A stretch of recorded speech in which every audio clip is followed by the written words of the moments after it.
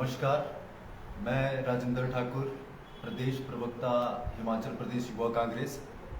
आप सभी मीडिया के बंधुओं का आज की इस प्रेस वार्ता में हार्दिक स्वागत करता हूं। मैं प्रेस के माध्यम से मंडी सदर की समस्त जनता से रूबरू होकर के उन्हें कुछ बताना चाहता हूं कि कल पूर्व कांग्रेसी परिवार से संबंध रखने वाले आश्रय शर्मा जी मीडिया में आए और उन्होंने एक लंबी चौड़ी दुख भरी दर्दनायक अंत में हास्यास्पद कहानी मीडिया में सुना डाली। वो आए और मीडिया में आकर के कहते हैं कि आज से 12 साल पहले मैं राजनीति में आया। आज से 12 साल पहले वो अपनी जवानी के नए नए दौर में थे। कबूतर खरगोश बोलना सीख रहे थे, वो उस दौर की बात कर रहे थे। उनका मानना था कि उन्होंने ब्लॉक स्तर पर काम किया। 12 साल के कड़े संघर्ष के बाद उन्होंने अपनी एक पहचान बनाई और मीडिया बंधुओं का उन्हें भरपूर प्रयोग मिला, माफ कीजिएगा, सहयोग मिला, प्यार मिला, मार्गदर्शन मिला। वो बात अलग है कि आज से 12 साल पहले हिमाचल प्रदेश में मीडिया उस स्तर पर प्रचलित नहीं था। मुश्किल से 4 या 5 समाचार पत्र होते थे। अब वो कौन सा मीडिया है, वो कौन से पत्रकार बंधु थे जिनका असीम प्रेम आश्रय शर्मा जी को मिला।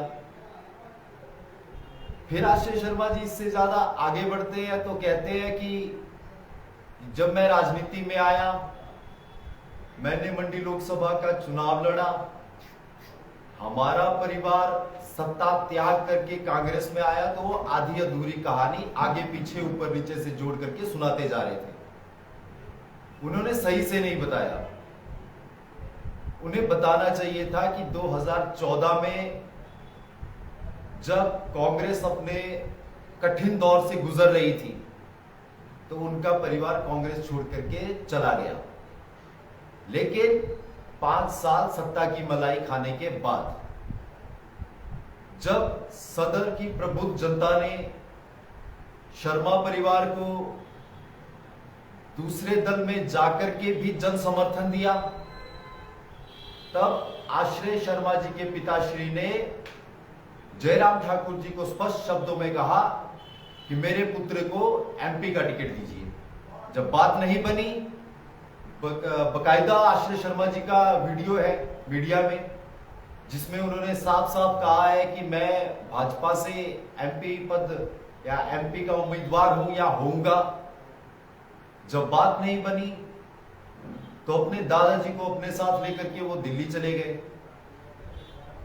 अपने दादा के रिश्तों का भरपूर उपयोग करते हुए उन्होंने दिल्ली हाईकमान से टिकट हासिल किया।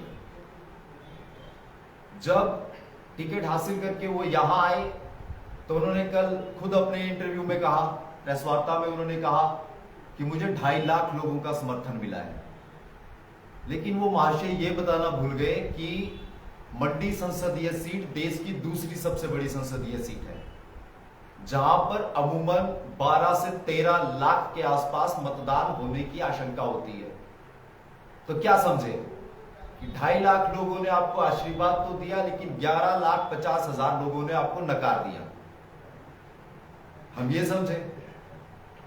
वो मीडिया में आए, फिर उन्होंने कहा, राजा साहब, स्वर्गीय श्री वीरभद्र सिंह जी, आश्रय शर्मा जी को समझना चाहिए कि उनकी राजनीति का भी नया नया दौर है।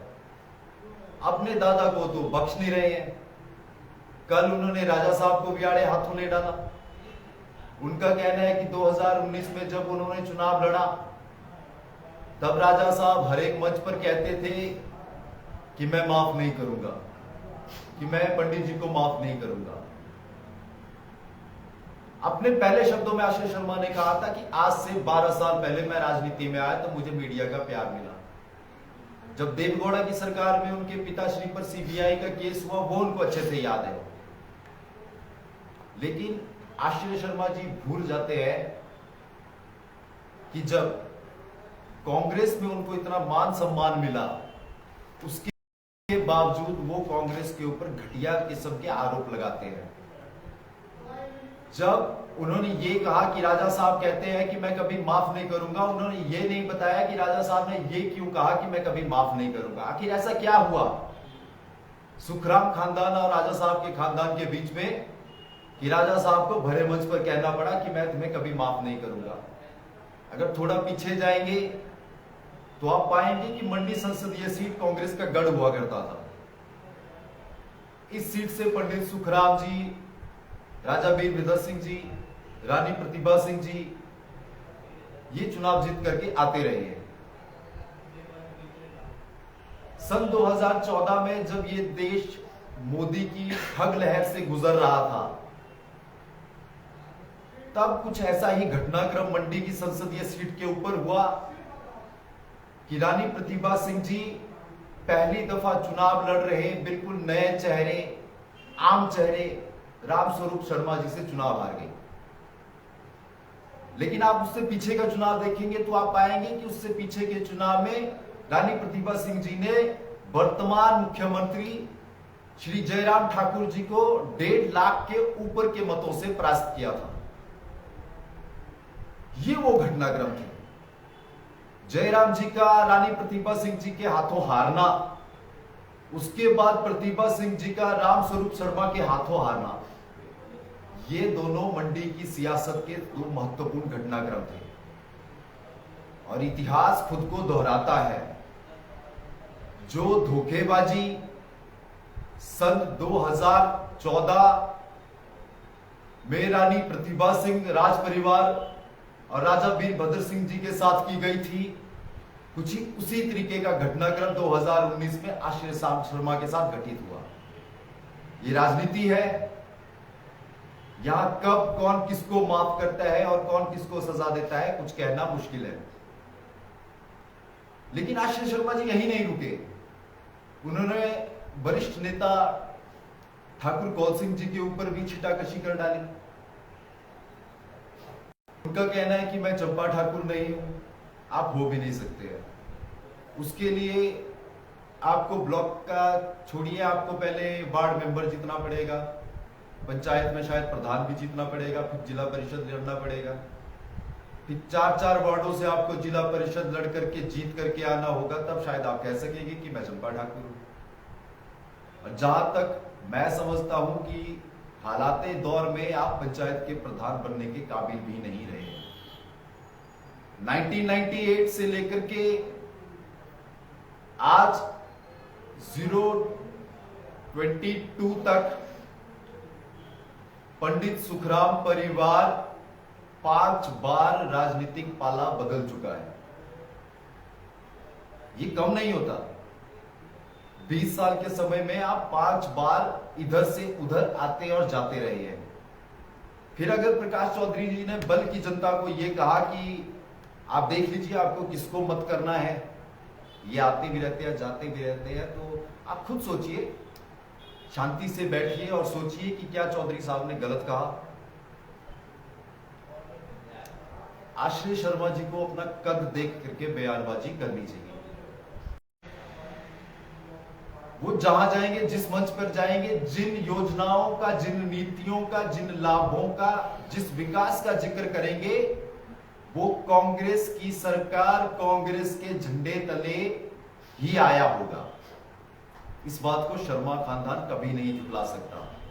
रही बात स्वर्गीय श्री पंडित सुखराम जी के सम्मान की, तो उनके सम्मान की लड़ाई कांग्रेसियों ने भरपूर लड़ी है। ये आश्रय शर्मा से बेहतर मंडी सदर का वो कांग्रेसी जानता है जो अपने होशो हवास में पिछले 30 सालों से घूम रहा है। हालांकि वो बात अलग है कि आश्रय शर्मा की उम्र अभी 32 या 33 है। लेकिन जिस तरह की बयानबाजी वो पंडित सुखराम जी के आधार को लेकर के कर रहे हैं, वो कांग्रेस सहन नहीं करेगी।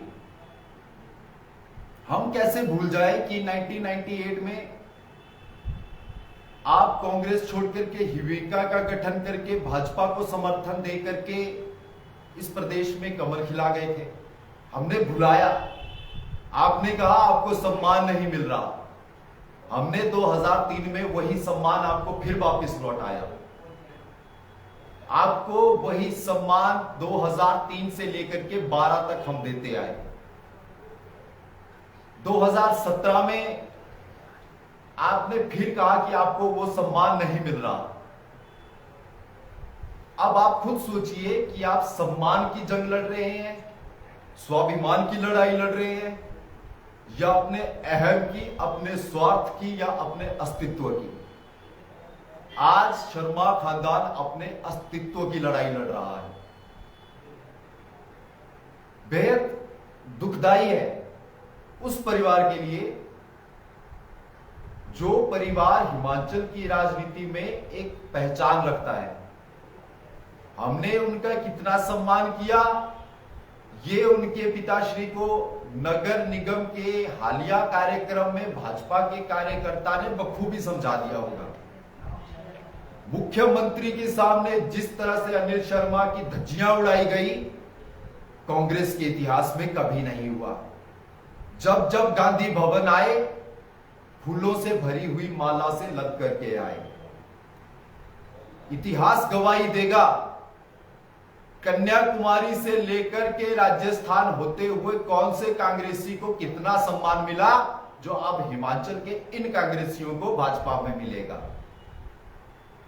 जनाब, आपकी हालत बिन पैंदी के लोटे जैसी हो चुकी है।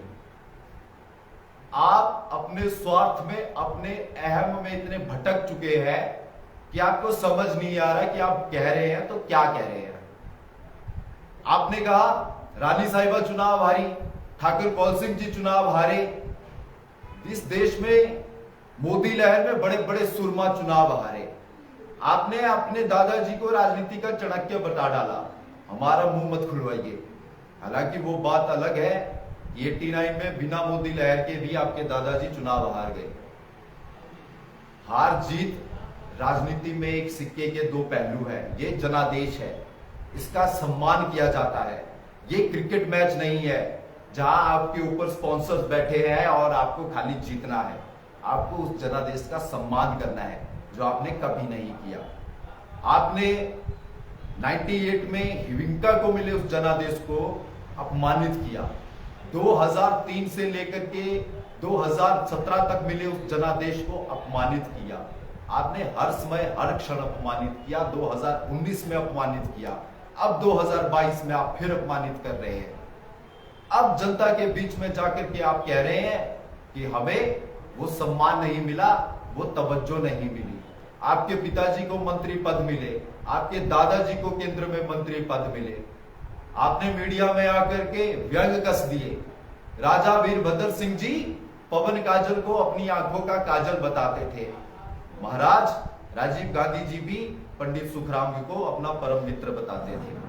आप देखिए, आज आप कांग्रेस को लिमिटेड फर्म बता रहे हैं। हालांकि वो बात अलग है कि वो लिमिटेड फर्म 90 दौर की हरियाणा प्राइवेट लिमिटेड फर्म भी हो सकती है। ये बात आप अच्छे से जानते हैं। इन लिमिटेड फर्मों से आपके परिवार का पुराना नाता रहा है। हम नहीं कहते मेरे दोस्त, इस इतिहास में लिखी हुई किताबें खुद को दोहराती है। गूगल खोल के देखते हैं तो दादाजी को सीबीआई हैबिचुअल ऑफेंडर कहती है, मतलब आदतन मुजरिम। आप बड़े बड़े प्रिंट अखबारों का नाम लेते हैं, मशहूर पत्रकारों का नाम लेकर के कहते हैं उन्होंने छापा, उन्होंने लिखा, तो प्रिंट में आया, उस रिपोर्टर का नाम ये था। आने को तो महाराज आप भी ट्रिब्यून में छपे थे।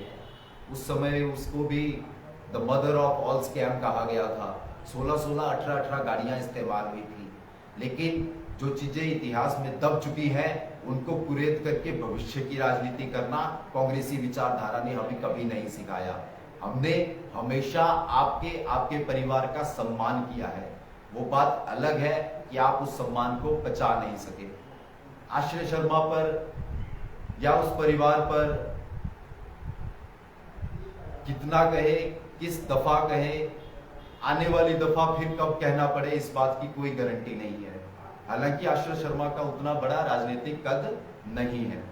मैं तो उन्हें खाली यही कह सकता हूं कि बड़े भाई, ब्राह्मण कुल में पैदा हुए हो, अहम का भाव ब्राह्मण पुत्र को शोभा नहीं देता है। अपनी भाषा शैली को अपनी मर्यादा में रखिए, राजनीति में अब आगे लंबा जाएंगे। धन्यवाद।